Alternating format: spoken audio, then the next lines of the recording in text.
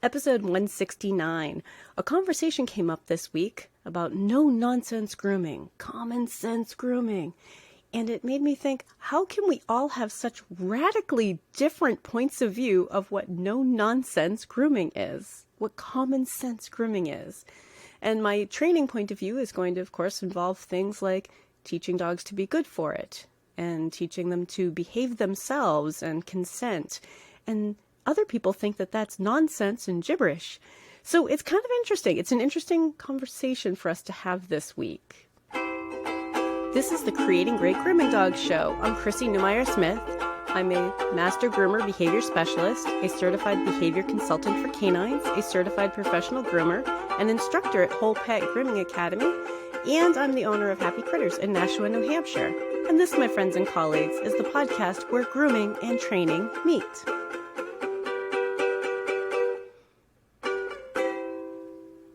So I want to talk a little bit about no-nonsense grooming. No nonsense. And what does that really mean? It's very subjective. What one person thinks is nonsense, another person may think is totally normal. So let's talk a little bit about how we can have such different views on that. Now, I'm coming from a training background, and I want you to know, non-trainers sometimes don't understand the same logic chain. Trainers often see people dealing with the same exact problem over and over and over again, trying the same thing, even though it has never worked for them. And they contact us years into a problem, doing the same exact thing that they've always done, wondering why their dog is broken. It's really, really common in dog training. Now, I know that all of us as dog professionals feel like we know dogs very, very well. And I'm just trying to make sure that we talk about this in a way that helps you understand that dog trainers see the world a little bit differently. When I see a behavior problem, my first thought is, what is the cause of the problem? Why does the dog do it? What is the dog experiencing? And then my next question is, how can I change that? How can I make a difference? How can I help this dog do something differently? Now, of course, if you've been listening to the podcast for a while, you know that I'm going to go straight to how can I help this dog be calm, comfortable, and cooperative. The 3 C's that we talk about so often. But I want you to think about how often we have dogs that are a little bit nervous or scared, or, they're wiggling against us. And I don't know about you, but I was taught you just push through it. You just push through it. You keep going. And the idea was that you would be gentler with a puppy, but not with an adult, because that adult should know better. Or that adult clearly isn't capable of knowing any better. This dog's just a bad dog, or this dog is spoiled, or this dog is stubborn. Oh, that one comes up a lot. This dog is stubborn. He is stubborn. He knows better. We have been grooming him since he was a puppy, and he always acts like this, right? So it's not uncommon for us as groomers to have been taught, just push through.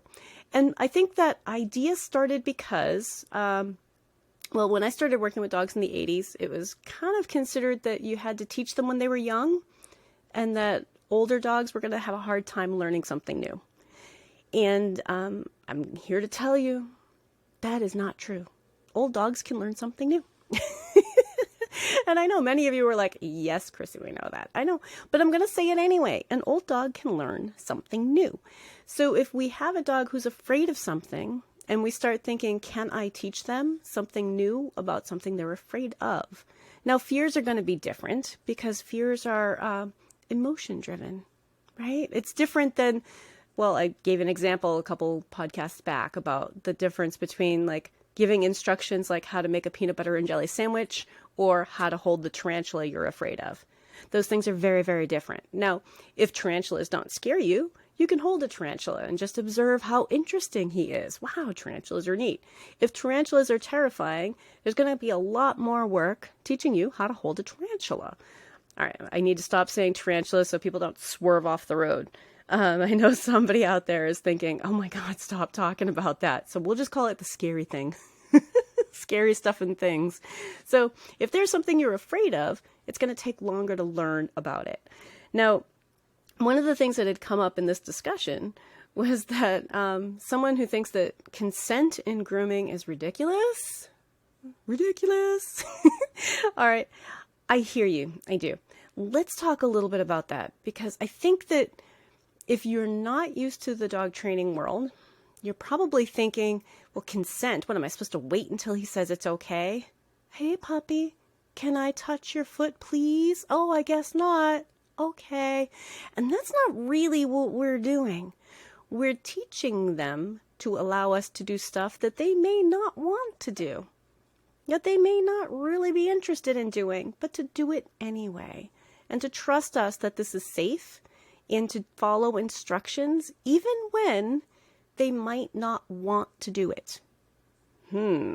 Interesting, right? It's not just about like, oh, we're just going to give up. It's about teaching them to allow us to do the things that we need to do.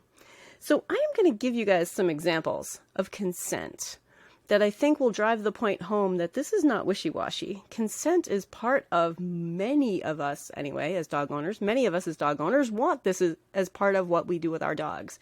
Consent. Here are some examples of consent. All of our off-leash training.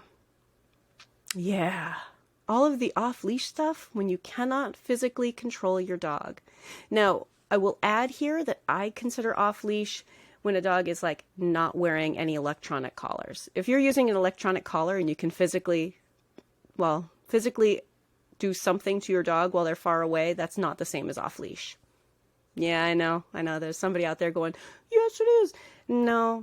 If your dog knows you can manipulate them from far away, it's not the same as truly deciding to do what you have been asked to do. So anything off-leash is actually consent. So if you were kind of on the fence and thinking consent was wishy-washy, now I think that helps you kind of go, wow, wait a minute. No, consent is choosing to do what we're asking you to do. And when we do that, what happens is that we have a whole bunch of challenges that we go through first. We don't start there. We start teaching the dog how to choose to do the thing that we ask them to do before we just let them off leash in a field. We don't just like send them outside and hope for the best and just chant their name until they come back. Well, most of us don't. Let's talk about some examples of consent. When I call my dog off of a squirrel and my dog runs back to me, he has nothing on. My dogs are out in their backyard. If I have a fenced-in backyard, they don't even wear their collars out there. This is a naked dog chasing the squirrel, hears his name, and come, and does it. That's consent. I ask you, is there anything wishy-washy about that when I use it in this term? No, I think that's, for most of us, that's the goal, right? When I say quiet and my dogs stop barking, I don't have any way to touch them. I don't need to touch them to do this. If I say quiet and they stop barking, that's consent. They are choosing to follow my instructions. They are choosing to do a thing that they might not have chosen to do. When I say quiet before my dogs start barking, right? Quiet doesn't mean to stop barking. Quiet is a thing that you are doing. It's a state of being. Like sit isn't not jumping. Sit is a sit. Quiet is quiet. So if something looks like, let's say the Amazon truck pulls up and I say quiet and they have not yet started barking and they look outside and see the Amazon truck and choose to remain quiet. This is why we talk about choice, control, consent, self-control. And when we talk about it in terms of off-leash training, times like I don't need to touch my dog to make my dog do something. I don't need to physically manipulate my dogs to make them do something. That's choice, control, consent, and agency. That's another term you might hear. So let's talk about more of this in the next part. I know that not everyone here wants to become a master groomer behavior specialist, but did you know that I offer other courses too? There's a 4-hour Groom Smart course to learn how to use the 3 C's in your day-to-day grooming. And there's Modern Behavior and Handling for Groomers. Those are both available through the Whole Pet Grooming Academy. They're 4-hour classes. You have 1 month access to complete those. And I will have links for those in the show notes. So there are a lot of times where we're allowing dogs to have choices. We want them to have choices. I want my dogs, for example, to choose to follow my instructions, but it didn't happen all at once. So I'm going to give you some more examples of consent. When I pull out a Dremel, I'm going to Dremel their nails, and I pull out a Dremel tool, and my dogs come over to the area that we do that on, because there's a rubber mat on the floor. We have hardwood floors, so there's a rubber mat that we sit on to do that so they're not sliding around. I don't need to ask them. They just go over. They're like, oh, I guess we're doing nails. That means some fun time and some cookies, right? Usually the other dog is has to be asked to step back a little bit to give us some space. Whoever got in first gets to go first. That didn't happen overnight, but it's a great example of choice, of consent. This is not wishy-washy. This is the way that we want our dogs to behave. So one of the things that I feel happens an awful lot is that if you don't know that there is a better way to do it, what you're stuck doing as a groomer is you're stuck trying to force dogs to do grooming. And you're thinking, well, somebody has to do it, and they're not going to just choose to do it. And I hear you. I do. But here's the thing. With work, they can choose to do it. That's what dog training is all about. And I know sometimes people are like, well, I don't want to be a dog trainer, or the dog trainer isn't going to help that, because we still have visions. Non-trainers still have visions of dog training being, we put dogs on leash and we walk around in a circle in a room with other dogs on leash, and we practice sits and stays and downs. And ta-da! Now all of your problems are going to be solved. And that's not true. That's an obedience class. Now, your average dog who has impulse control issues and is young and silly could probably do really good work in an obedience class. I'm not going to downplay that. But there's another whole category of trainers who work on behavior problems. We call them behavior consultants. In the United States, it's a certified behavior consultant for canines, or a certified dog behavior consultant, certified animal behavior consultant. Sometimes people get confused because they think we're behaviorists, but in the United States, a behaviorist is a veterinary specialty. I want you to think veterinary dermatologist, veterinary cardiologist, veterinary behaviorist, or a PhD. Right? In the UK, a behaviorist is very similar to a behavior consultant. So we'll clear that up a little bit here too. But there's this whole other realm of dog training that's about finding out why a dog does something, what their problems are, why they're having the problem, and helping to fix it. So groomers, when you are grooming a dog and that dog fights against you and you're like, consent is stupid, oh my God, all the precious snowflakes out there trying to teach dogs to be good for this. It's ridiculous. And you're holding on to that dog and you're telling him no, and it's not working and he's just getting worse. To me, that is a colossal waste of your precious time and skills. Okay? That dog's going to get hurt. You're going to get hurt. Equipment's going to get broken. Customers are going to get upset, right? It's a colossal waste of your skills and of your time. And it is not the no-nonsense approach. No-nonsense approach, and we'll cover this more in other episodes, no-nonsense approach is saying, hey, your dog isn't well prepared for our services, and we need to work on this. And let's figure out what makes your dog tick, why they're scared of this, why they're worried, why they're being aggressive, whatever the case may be. And also get owners on board. I know. We have to throw some of this back at our owners. You are not going to make this dog change every 6 weeks. Once every 6 week appointment where we force them through grooming. Has anyone ever seen a dog decide, oh yeah, just throw some more people on me and strap me up better. I didn't realize it didn't hurt. Okay, I'm fine now. All right. I know, I'm kind of being cheeky. I'm not trying to, but think about it. I know for me, somebody had to word it that way for me, and I was like, wait, no, that's not what oh man, that was what I was doing. Yep, I did it for a long time. I did it that way for a long time. And I want you to think about that. Wait a minute, that's not helpful. That's not going to teach the dog that it's safe. And when we teach them it's safe, that's when we can get a dog who chooses to let us do the stuff we want to do. So another thought for you is think about the dogs who are awesome for grooming. All right, just think about that for a moment. There are some dogs out there that are simply wonderful for grooming.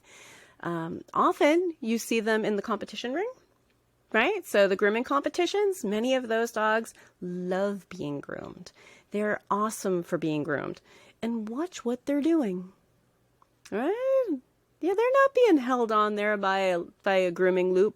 The grooming loop might be on because those are the rules, but that dog isn't pulling against it. That dog's not being held in place by anybody. That dog is choosing, consenting to be there. That dog is allowing someone to do a job on them. That dog is allowing all of this to happen. And that's not wishy-washy. That's good training.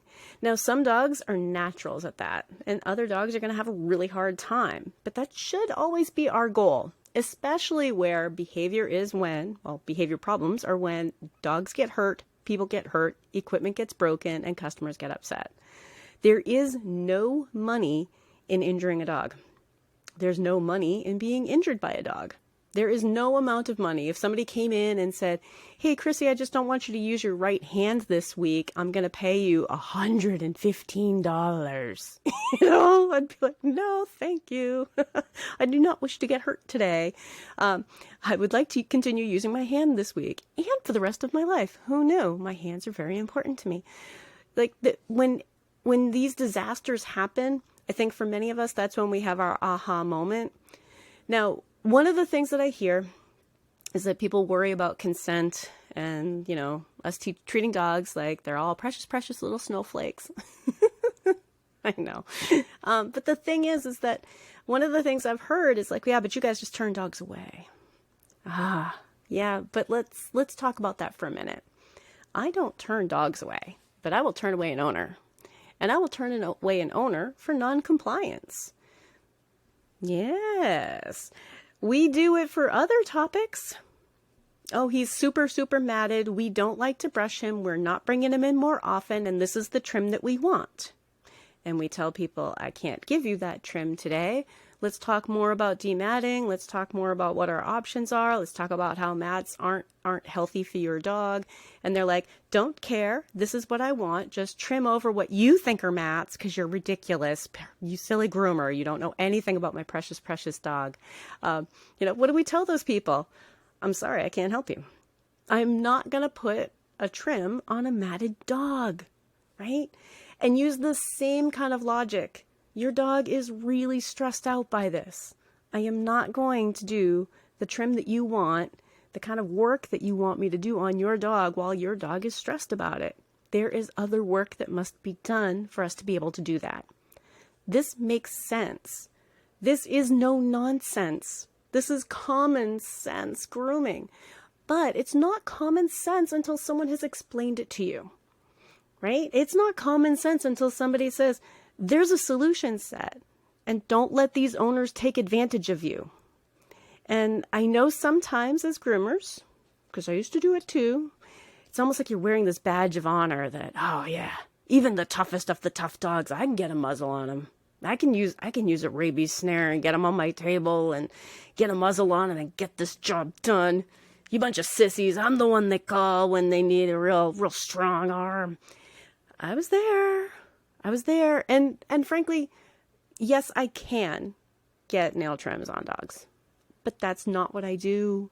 I am no longer the person that you come to lovingly and patiently traumatize your dog. That's not what I'm going to do. And again, if that dog gets injured, which is pretty likely when they have a behavior problem, someone's going to get hurt. That's the problem with behavior problems. Someone's going to get hurt, right? And once that dog gets hurt, there's no money in it. There's no money in it. That owner's not going to be like, oh, wow, I understand. You might have an owner who does. You might. But they're still going to want you to pay the bill. And they're going to be like, you charged me for that? Yeah, I charged you for that. So consent in grooming is not about being a precious, precious snowflake. It's about teaching dogs to be good for the things they need to learn how to do. So I'm going to wrap this up with some other off-leash examples, because I think that's when we really start thinking consent, agency, choices, allowing dogs to make the right choice, and working them up to that we don't start there. We build them up to that. So I'm going to give you one last choice, one last example. I'm wearing my Bark Flyball t-shirt. I compete in flyball with my dogs. It's a crazy, crazy sport. And there are 2 teams, 4 dogs on each team. And the first dogs go over 4 jumps, hit the trigger box, get the ball, carry it back over 4 jumps. Second dogs go, third dogs go, fourth dogs go, right? I mean, there's 2 lanes. There's at least 8 dogs out there. There are people, there are toys, there are balls all over the place. There's barking. And when you release your dog down that lane, they're loose. There's nothing holding them in. And every once in a while, a dog, ball pops off the wrong way and they go off course and we all just yell, loose dog, But it takes time to get there. But even in chaos like that, you'd be surprised how many dogs can do it. And that is an example of entirely off leash, because there's no real way to do that game on leash. I mean, you could do it with a long line, but it would just knock all the jumps over. So I think we forget that off leash training is like the whoa awesomeness of training. And it's consent. It's a dog choosing to do the thing that we ask them to do. Right? The dog that is not in our hand, the dog that we cannot physically manipulate, choosing to do what we ask them to do, is consent. And it's not wishy-washy. It's the goal. And the example for a grooming table might be the dog that all you do is just, go through the motions. And the dog's like, yeah, okay, whatever you want to do. That also is consent, right? I mean, a dog can make themselves untouchable. And I think we forget that. A dog could throw such a twisting fit that they hurt themselves on the table. I think we forget that until something awful happens. Consent is, I choose to stand here politely and be good while someone does stuff to me. And it's the goal. And it is no nonsense. It is definitely the common sense approach once someone has explained it to you. Once somebody has shown you that that's what it means. Because I think a lot of groomers resist, but not knowing that, oh, wait, that's what it means? Oh, well, I would never have resisted that. That makes total sense to me. Yeah, I just want him to be over here and not bite me and just let me do my job. Yes. It's not the way I usually word it, but yeah, I don't want them to bite you. I want you to just hang out and do your job. That's what we want from them. But the wording, I think, sometimes comes off as like super, super wishy-washy, but it's no nonsense. To keep wrestling a dog every single time until eventually you're like, I just can't get it done anymore. I guess it's time to go to the vet to have him sedated. That is crazy chaos. That is not common sense grooming, right? That's misled, misguided. It's not the long-term solution. And it's what I think most of us were taught at some point. There's a new generation of groomers who have been taught differently. But sometimes even new groomers are being taught by someone who was taught by someone. And a lot of our techniques are just handed down. It's like a medieval guild or something. They're just handed down from the person you learned from, right? So you might not know this. Or you might have a friend or a coworker that you debate this with. Go ahead and send them to this episode, right? Use the example. Tell them, like, yeah, all that off-leash work that you see dogs doing that looks so snazzy, it looks so cool. Yeah, that's consent. Yeah, that's cooperative. That's consent. That's good training. It's just good training. Hey, Creating Great Grooming Dogs family. You know I care about all of you and want to support you in your work, and that's exactly why we built the Scholar Lounge at the Whole Pet Grooming Academy. For $47 a month, roughly the cost of a gallon of decent shampoo, you'll receive live weekly coaching calls, resources, lessons, a community of like-minded groomers who want to raise the bar just like you. And if you're one of our students, it's included while you're in the classes. So links are in the show notes, or you can go to creatingreatgroomingdogs.com/sponsors and know that that is a way to get off of Facebook. I mean, isn't that kind of what we all want?